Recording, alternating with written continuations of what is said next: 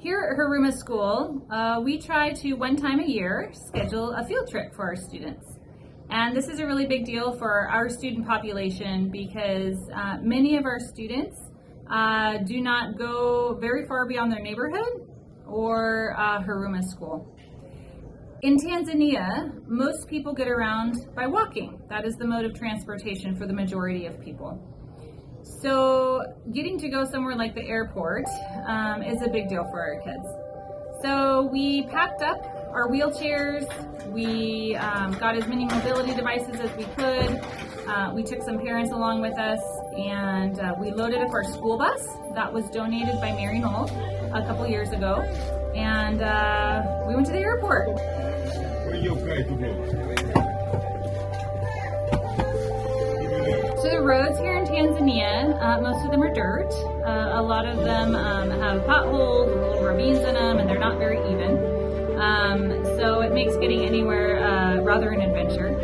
And having a school bus has really helped our school a lot. 4 days a week, this bus transports children to Huruma. It was donated by Mary Knoll missioners several years ago, and it's really made a difference in our kids' life.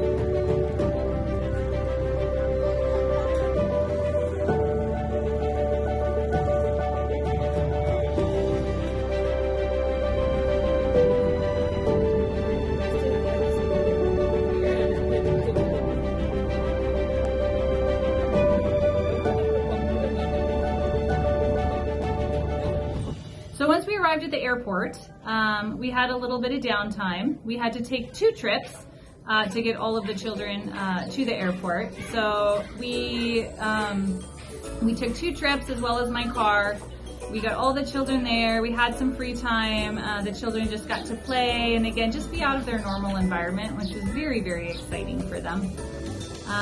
Something as simple as just being in a different location can be a big deal and be very meaningful here.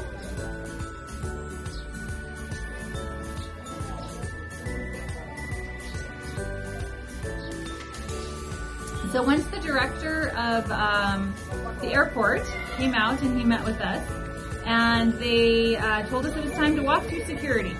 So we got all the kids lined up, and they were able to enter into the tarmac area of the airport. So they gave us some safety instructions, and then they let the kids in the wheelchairs go through a special gate. And then the rest of us all went through the X-ray, which again, it's something very, very simple for us, but it can be very meaningful and rather a big deal when you've never done something like that. So it was exciting, a little bit confusing, but a lot of fun for our students as well. So once we got through security and we were in the landing zone, we get to watch one of the large Tanzanian airlines land, and that was a really big deal for the kids. So we watched it land, we watched it taxi in and actually unload passengers. And again, it's something that for us, for me back home, this is like no big deal. But for these kids, most of them have never seen an airplane up close. Maybe they've seen one flying, but they've certainly never seen one up close like this. They've never got to hear the engines. They never got to see the propellers turning, see passengers getting on and off. So it was a really big deal for them. We also got to go out and see a small airplane, a private airplane that was taking passengers to the Serengeti. And we all got to go take photos in front of that. So the kids really, really enjoyed that because that plane we actually got to stand really close to. So they enjoyed that time as well. After spending time on the runway and getting questions answered by some of the airport staff, everybody was hot and we were hungry and it was time to eat. So our wonderful cooks at Huruma School had prepared a lunch for us, and so we found a wonderful shaded area that the airport provided and told us that we could use, and we all walked over to that area, found a place to sit, and we had a wonderful meal of rice and potatoes. And the rice they made today is called pilau. It's a special rice. It's often made for festivals or parties, and it's basically a spiced rice. They use some spice seasonings from East Africa, and it was really quite delicious. So we had also brought our own water. Water in Africa is something that is never wasted. It can be hard to come by, clean water, and so we never waste water. And so we had brought our own water from Huruma School so that the kids could wash their hands before they they ate. And so you'll see that we bring a bucket when we do that, and the kids are able to wash their hands. After that, we served up the meal, and the kids just really, it was a celebratory feel. It was something different, it was something out of the norm, something that they wouldn't normally do, and it was a lot of fun.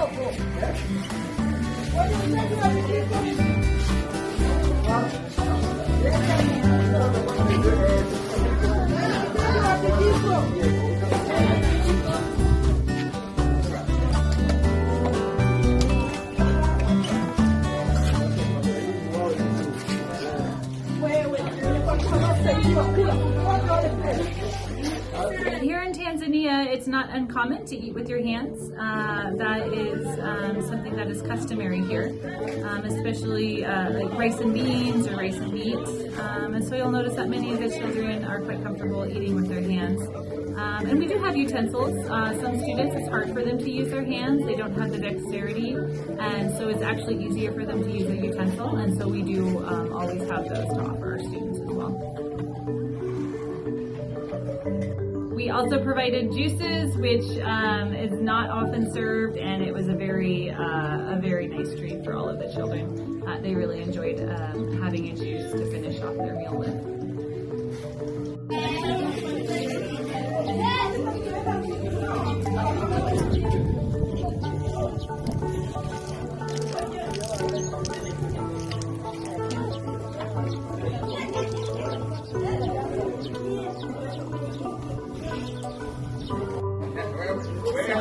The kids have finished up eating, and they've gone out, they visited an airplane, they saw one land, they saw one take off, they had some rice, some spiced rice called pilau, and a little tiny bit of potatoes, and they each got a juice, which is a big deal.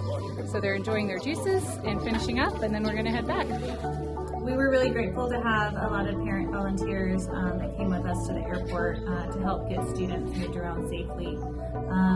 Many of these moms do not have wheelchairs at home. They don't have mobility devices. Perhaps they can't afford one, or perhaps where they live is not conducive to a mobility device. So even if we could get them one, perhaps they live on the side of a hill or somewhere where a wheelchair really wouldn't be helpful.